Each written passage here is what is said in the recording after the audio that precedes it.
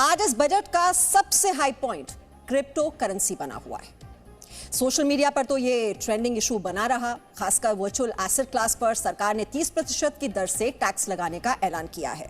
उसको लेकर आप देख रहे होंगे ढेर सारे मीम्स भी बन रहे हैं। ज्यादातर यूजर्स इस हैवी टैक्सेशन रेट को लेकर तंज कस रहे हैं। कोई यूजर सरकार के इस फैसले को क्रिप्टो निवेशकों को ठगने का तरीका बता रहा है, तो कोई ज्यादा टैक्स दर की शिकायत करता दिख रहा है। कुछ यूजर्स सरकार के इस फैसले के बाद क्रिप्टो में निवेश से दूर रहने की बात भी करते दिख रहे हैं, तो कुछ लोग सरकार के इस फैसले को बिल्कुल भी इन्वेस्टर फ्रेंडली नहीं मान रहे हैं। तो ये तो वैसे लोगों की प्रतिक्रिया है जो क्रिप्टो यानी वर्चुअल मनी में निवेश करते हैं या करना चाहते हैं।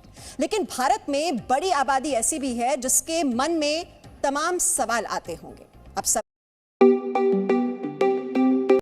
ये हैं कि ये डिजिटल करेंसी क्या है, वर्चुअल करेंसी और क्रिप्टो करेंसी क्या है, वर्चुअल एसेट क्लास क्या है। ये सवाल जरूर आपको भी जरूर परेशान कर रहे होंगे। भारत सरकार ने क्या ऐलान किया है। सवाल तो ये भी है कि भारत के जो आम नागरिक हैं उनको क्या फायदा होगा इसके जरिए, और भारत सरकार को इससे क्या फायदा है। ये वो तमाम सवाल हैं जो आम लोगों के मन में हो सकते हैं, और आज इन सारे सवालों का जवाब आपको मिलेगा। लेकिन भारत जैसे डिजिटली डिवाइडेड देश में यह बहुत आम है कि लोगों को डिजिटल करेंसी या वर्चुअल करेंसी के बारे में पता ना हो। तो मतलब यह है कि भारत में बहुत बड़ी आबादी ऐसी है जिसे वर्चुअल एसेट क्लास के बारे में अंदाजा नहीं है। लेकिन जब भारत सरकार ने इस पर इतना बड़ा ऐलान किया है तो उसे समझना बहुत जरूरी है। क्रिप्टो के बारे में सुना है आपने, डिजिटल करेंसी के बारे में? जानता नहीं मैं क्रिप्टो के बारे में। क्रिप्टो में इन्वॉल्व नहीं हूँ ज़्यादा। क्रिप्टो समझते हैं आप क्या होता है? नॉट मच बट थोड़ा बहुत। नहीं, क्रिप्टो के बारे में मैं ज़्यादा नहीं जानता। क्रिप्टो समझते हैं क्या होता है?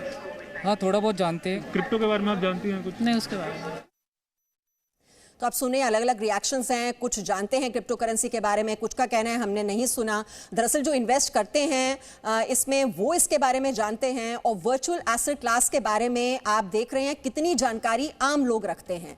लेकिन भारत सरकार ने इतना बड़ा ऐलान इस पर किया है, तो आपके लिए आज ये समझना बहुत जरूरी है कि क्रिप्टो करेंसी ये किस तरह से इसमें निवेश किया जाता है। सबसे पहले आप सुनिए सरकार ने बजट में डिजिटल रुपी को लेकर ऐलान क्या किया है। Introduction of a central bank digital currency will give a big boost to digital economy. Digital currency will also lead to a more efficient and cheaper currency management system.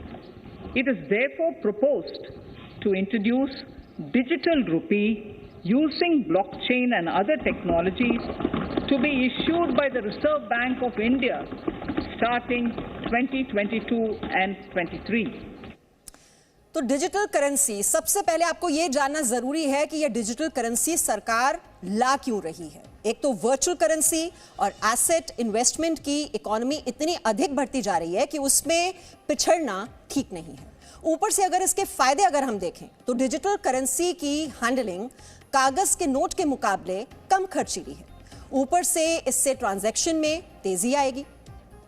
इस currency का इस्तेमाल करने के लिए बैंक खाते की अनिवार्यता नहीं होगी। सरकार के लिए निगरानी करना भी आसान होगा कि करेंसी का लेन देन कौन, कहां और कितना कर रहा है।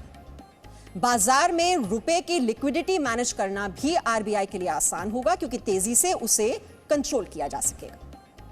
और सबसे ज्यादा सुविधा आम लोगों को होगी जिन्हें नोट लेकर चलने की जरूरत नहीं पड़ेगी। तो भारत का रिजर्व बैंक अपनी डिजिटल करेंसी तो लाएगा, लेकिन अभी जिन वर्चुअल करेंसी या एसेट में भारतीय निवेश कर रहे हैं उस निवेश पर भी सरकार ने टैक्स लगाया है। Scheme for taxation of virtual digital assets. There has been a phenomenal increase in transaction in virtual digital assets. The magnitude and frequency of these transactions have made it imperative to provide for a specific tax regime. Accordingly, for the taxation of virtual digital assets, I propose to provide that any income from transfer of any virtual digital asset shall be taxed at the rate of 30%, 30%. No deduction in respect of any expenditure or allowance shall be allowed while computing such income except cost of acquisition. तो सरकार ने आज दो बड़े ऐलान किए हैं। एक तो ये कि भारत की अपनी डिजिटल करेंसी होगी और दूसरा ये कि वर्चुअल एसेट इन्वेस्टमेंट पर टैक्स लगेगा। भारत में जो वर्चुअल एसेट क्लास के निवेशक हैं वो सरकार के इस फैसले पर क्या सोचते हैं, उनकी बातें हम पहले आपको सुना देते हैं। क्रिप्टो करेंसी अभी तक प्राइवेट लोग ट्रेड कर रहे थे। सरकार कह रही है कि हम लोग हमारा करेंसी निकालेंगे और उसमें आप जो भी आपको ट्रेडिंग करना आप कीजिए। तो मेरे ख्याल से लॉन्ग टर्म एंगल से ये बहुत अच्छा मूव है। मेरे ख्याल से one of the first governments in the world जो इस तरीके से सोचना चालू किए। क्रिप्टो गेन्स हुआ आप मुझे दे दीजिए 30%। क्रिप्टो लॉसेस हुए आप उसे कैरी फॉरवर्ड नहीं कर सकते हैं, आप गेन्स के अगेंस्ट भी एडजस्ट नहीं कर सकते।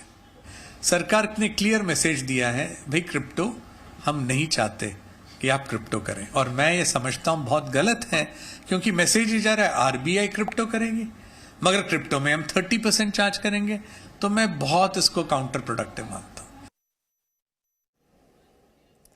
हालांकि डिजिटल करेंसी और वर्चुअल एसेट इन्वेस्टमेंट को आज के एक्सपर्ट्स कितना जरूरी मानते हैं और सरकार के इस कदम के पीछे